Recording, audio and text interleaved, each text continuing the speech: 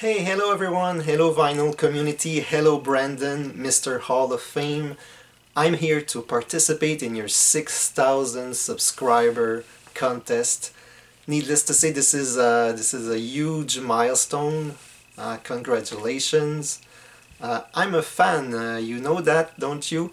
As a matter of fact, if I meet you on the street, you don't know what will happen. Maybe I will run after you with a Sharpie pen or something to get an autograph on my arm. Uh, so you never know. But all joking aside, I really admire your philosophy.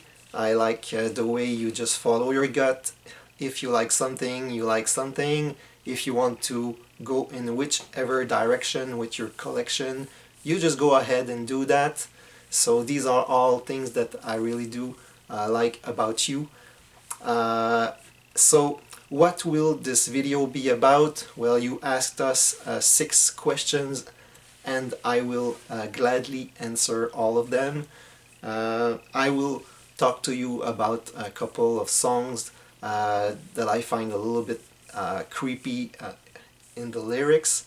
I'll do that at the end if you don't mind. Also, I'll talk to you about one of the things that that stress me a little bit in the collecting process. And you also asked for songs or albums that played a big role in a significant event in our lives, so I will talk to you about that too. And a couple of songs also about places that I actually been. And also I asked two persons to tell me their 2-3 favorite bands. I'll report on that. And finally, you, as a bonus question, you invited us to show a little bit our room, like a little room tour. So I will oblige to, and I'll do that at the end as well. So enjoy! Okay, so for no reason, I'm suddenly not shaved and I changed my shirt. Uh, okay, so and now about the things that stress me out a bit in the collecting process. Like everyone, I guess, the three major stress factors are time, space, and money. One of the things that stress me out a bit, personally, is buying and selling as a skill. I know, Brandon, that you want money out of the picture for the purpose of this question. I hope you will accept my point because I figure it's not about the simple fact of not having enough money to buy more records. It's about making sure so and so is a good seller, making sure I don't pay too much, negotiating wisely, bidding for records efficiently, all that kinds of stuff. And when buying on the internet, the increasing risks of frauds stress me out a bit. Same thing for the rare occasions when I decide to sell records. Establishing the right price and the whole process of putting up an item for sale can be a stress factor for me. And typically, I would tend to ask for not enough money. So yeah, all the business side of collecting really. The buying and selling process, it's not something I'm particularly comfortable with. One thing though that I'm pretty good not being stressed about is living with the numerous unfilled holes in my collection. Take for example my Led Zeppelin collection as of today. Here are albums 1, 2, and 4. all too often, the way our brain works when shown this, we would tend to see what's missing instead of what's right in front of us. What I'm trying to say is, for me, it's really important to focus on what I have instead of those so-called holes in my collection. To me, it's useless and a waste of energy because it would never end. Like, let's say I can't stand anymore and I can't stand it anymore and I go buy album number 3 just to fulfill the need of filling a hole. This would only be replaced by another need, another hole, and an even bigger hole. Since my only other Led Zeppelin vinyl record as of now is Through the Outdoor, and even if I buy all the Led Zeppelin albums, this is only a remastered version and not the famous classic record edition, and this is only a Canadian version, and this one is not even in the brown bag, and I only have one of the 4 cover variations. So you get my drift. It never ends.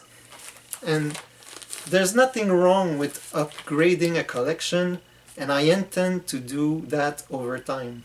But my point is, let's focus a bit more on what we actually have right now and a bit less on what we're missing. So here for now, what I have are 4 fantastic Led Zeppelin records to enjoy. And I have a CD version of each studio album as well, which is, it's not the optimal experience, but still, it allows me to enjoy the album. But I have to admit that it's a bit stressful to think about the infinite number of great records that are to be enjoyed out there while life is so short. So let's enjoy what we have, is what I would say. I hope that answers your question, Brandon. In 2001, my soon-to-be wife and I, we went on a group trip. So it was a very important event for us because it was our first trip together. We went first time overseas, and so it was a very important step in our life together. So as part of that trip, we went to Monaco, the Monaco Casino, and we both remember very well that in the bus, because it was a group tour, so we were all together in the bus, the song that was playing as we approached the Monaco Casino was of course Money, Money, Money. So everyone got excited about that. Everyone was singing, and everyone was very happy in the bus. So I will always associate the song Money Money to that very exciting moment that we had in our trip, me and my wife together. So this is my ABBA CD, and the song Money Money, Money Money Money will always be associated to that moment. Okay, so next, this is the CD that my wife and I we distributed to our guests at our wedding in 2003. It's a CD that was that we custom made with our some of the songs that we enjoyed listening together in the previous years before we got married. So my friend Jocelyn helped us with with to design the graphics. And so we had a CD for every guest, and also needless to say that all these songs are played a big role in this very important moment of our lives. On this CD, we put "Nothing's Gonna Stop Us Now" by Starship, a song called "Amy" that is part of. This is part of a musical, and "Building the Bridge" by REO Speedwagon, "Cherish" by Madonna, "Me Voilà" by Bryan Adams, "Got My Mind Set on You" by George Harrison, "I Finally Found Someone" with Barbra Streisand and Bryan Adams, "While I Like About You" by the Romantics, "If I Had $1,000" by Bare Naked Ladies, "I Got You Babe" by UB40, "Glory of Love" by Peter Cetera, "Sugar Sugar," a song called "Habibi," which is in Arabic, and "Butterfly Kisses," "I'm Holding On to Love to Save My Life" by Shania Twain, "Look at That Cadillac" by the Stray Cats, a song for my that we put especially for my mother, that's called "Pour Vivre Ensemble," and also "I Get a Kick Out of You" by Frank Sinatra, and finally "Come What May," which is part of Moulin Rouge, if I'm not mistaken. So yeah, these are all songs that played a big role in our wedding in 2003. Okay, this is Journey Generations. It's a 2005 release. During that year, we had tickets. Me and my wife, we had tickets to go see Journey here in Montreal for that tour, and me and my wife, we had been to concerts before, and my wife is always excited. Even though she's not a music fan like me, she's always really, really excited and really into it when we go to concerts. She likes to go to events like that and have a good time. So, but that night, she was feeling a bit weird. She didn't know why. She was not really into it, and so we still went to the concert. And but she had like this idea that something was not going well, and when we came back from that concert, we had a message on our answering machine. Her grandfather, who was 98 years old, had been admitted to the hospital probably during the concert, and so that's it.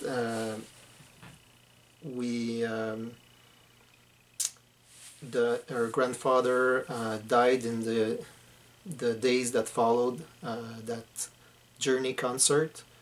So of course, every time I think about this album and this tour, I remember how my wife lost her grandfather, and so and Journey played another role in with her grandfather when she put together photo montage, like a video with pictures of her grandfather. She used the song "Open Arms" as background music. So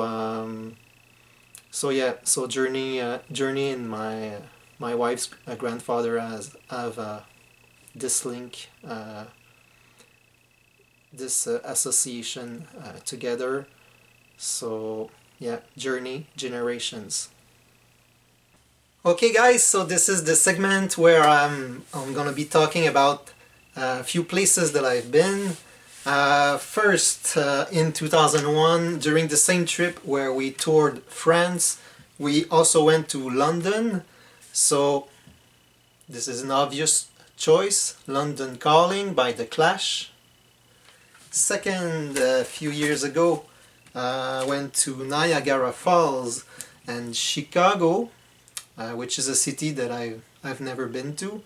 Chicago has a song called Niagara Falls. This is the first track on this album. This is number 18. So Niagara Falls by Chicago.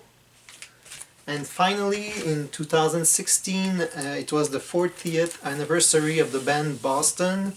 For my birthday, I had an incredible gift. I went in Boston City to see the band in concert.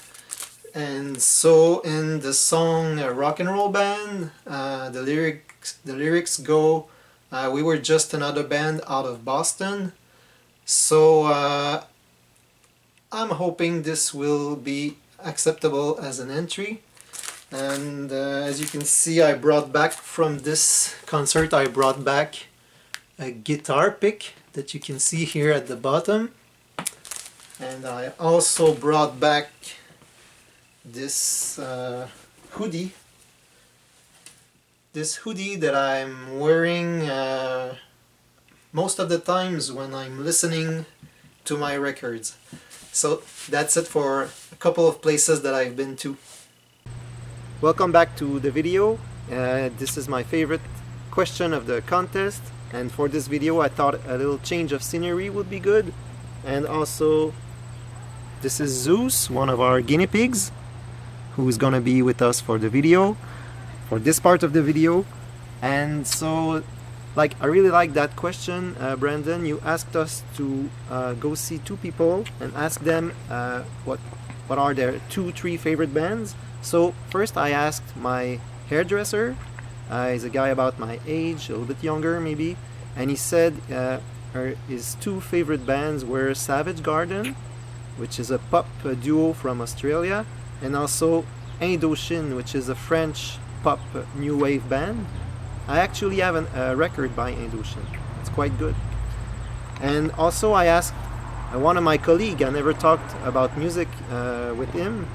He's a bit younger than me, and I was really surprised and really glad, because he said to me T-Rex and David Bowie as 2 of his all-time favorite artists, and I thought that was really interesting. So that was a very interesting question, because it sparked discussion, and so it gave me the opportunity to learn a little bit more about those people's taste. So great question, Brandon.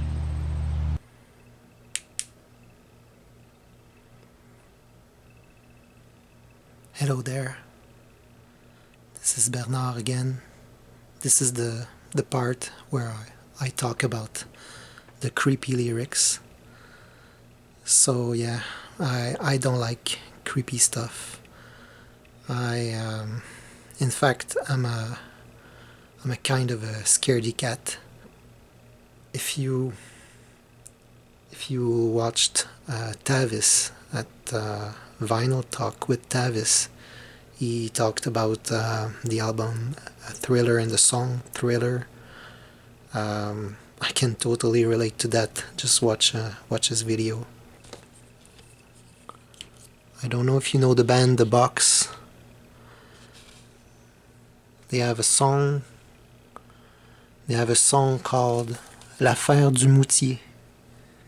The title is in French, but most of the song is in English.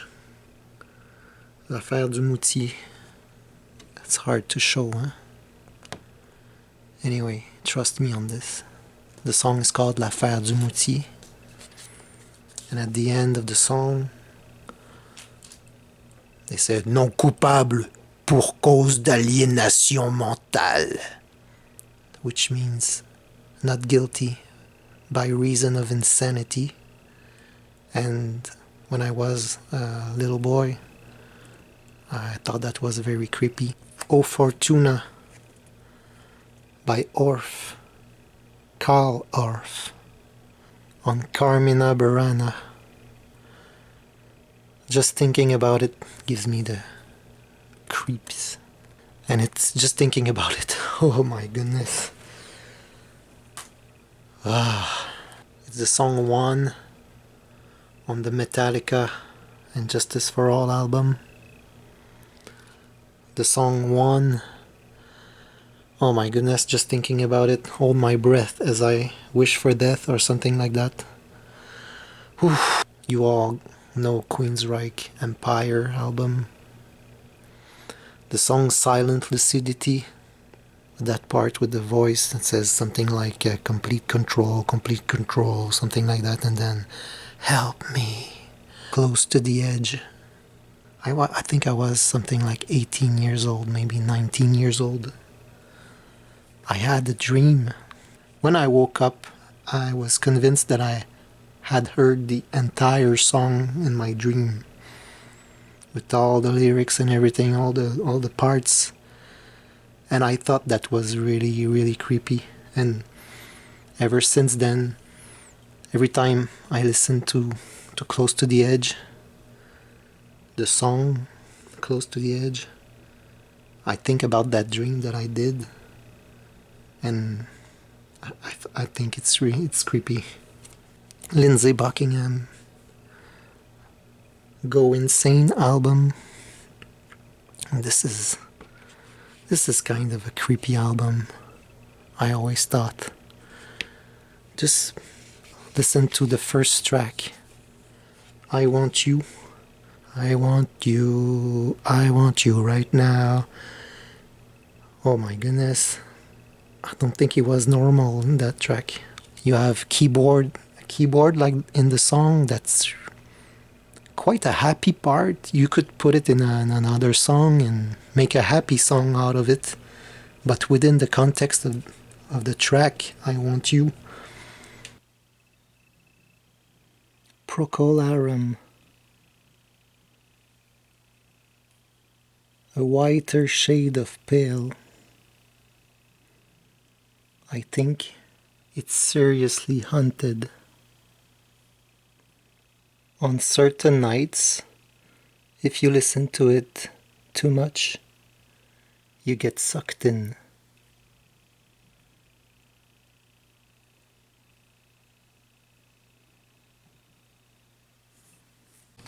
Welcome to my music corner. I will show you around.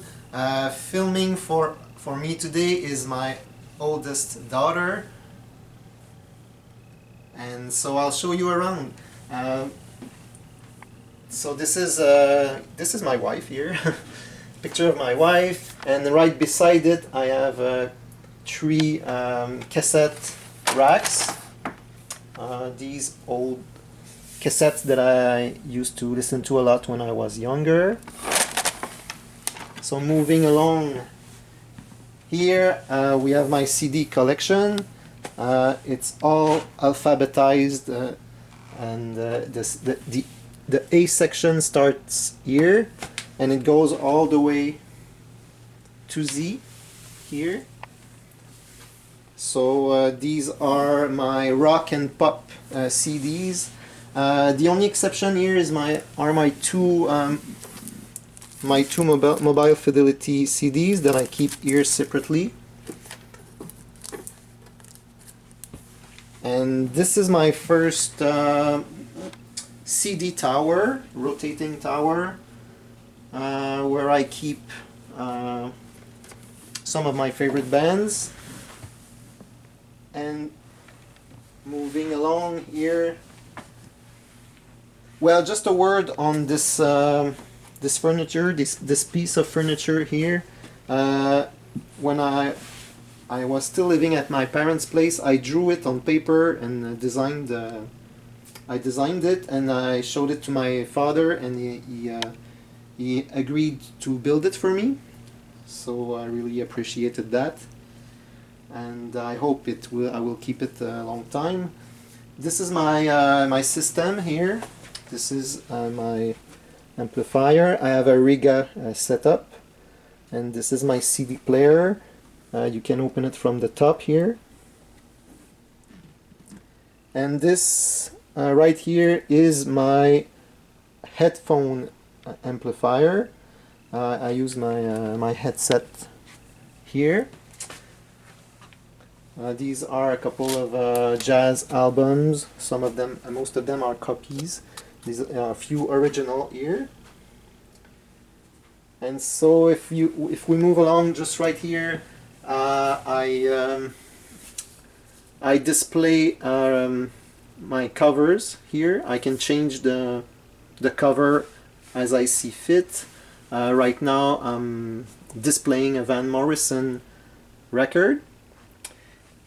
This is my turntable here. It's a Riga also. It's an RP1 that I upgraded with a blue orthophone cartridge, and also I replaced the original plate with a glass plate. And down here some more CDs. Here I put my Blue Rodeo collection and my Boston collection. At the back of this rack here I have classical CDs, mainly classical. I have a couple of other things as well. And here is my second CD tower, which contains mostly classical music, some Christmas music as well, a couple of other different things. In this case here I have backup copies of CDs. I have my old cassettes copies, and in this corner here I keep the few DVDs that I have and a couple of books. This is my subwoofer down there, and in the corner there my wife keeps her taekwondo belts. You don't see the red one because that's the one she uses, and this is the saber that she won at the competition. Right there a couple of artistic stuff that my daughter gave me. And she also gave me this box a long time ago. She did that for me. The official story is that is Santa Claus that gave it to me, so we'll keep it like that. This is my little Stanley cup. Remember that I keep there as a memory of my nephew. A couple of souvenirs right there. I used to be a goaltender, so I keep this trophy, which is my favorite, from 1983-1984. On top of this furniture here, so well, just to say a little more about this box, now I use it to keep the albums that I'm planning to clean with my spin clean. I keep some backup sleeves at the back here. This is my Saga CD and DVD collection, and this is my Harem Scarum box set, my Miles Davis box set, and my Piano Sonatas by Beethoven box set. This is an album holder, and this is my Decca Sound box set. So I was talking about my spin clean earlier. That's where I keep it, in the corner right there. As you can see, there are a couple of toys down there, so I share my room with some of my children's stuff. So I have no problem with that. So moving along, this is my IKEA shelves, and my records are, again, just like my CDs, they are alphabetized. So in here I keep A to T, and as you can see in the bottom shelves, there are children books, so my kids books, some DVDs, Disney movies mainly. So it's like a huge battle between two armies, and as of now we're not quite sure which army will win the battle. So I don't know what you think about that. I think the vinyls are gonna win.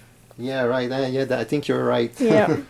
Okay, and so like as I said, T ends here, and it continues right there in this furniture here. So I have T to Z, and and then a few soundtracks. This is my Tom Petty box set, my Kind of Blue box set. And to finish, I have some jazz and classical music records.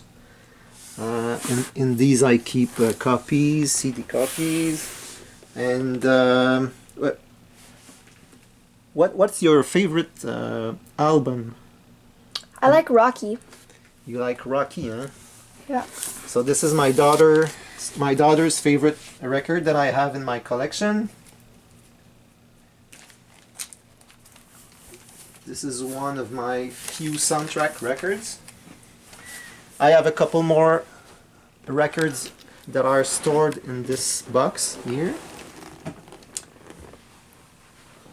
And also I like to listen to my music in a rocking chair. That's right there. So I like to rock when I listen to music. I don't know if some of you guys like to sit in a rocking chair, but I like that a lot. And when it's a little bit cold in the basement, I wear my Boston shirt, not a shirt, a hoodie, that I brought back from my trip to Boston in 2016. Where I went to see a Boston concert. So I think that's it, guys. This is my room. This is my corner where I like to listen to music. And thank you for thank you for my daughter just fell, but I think she's all right. Yes. Thank you for coming in my music corner, guys. And thank you.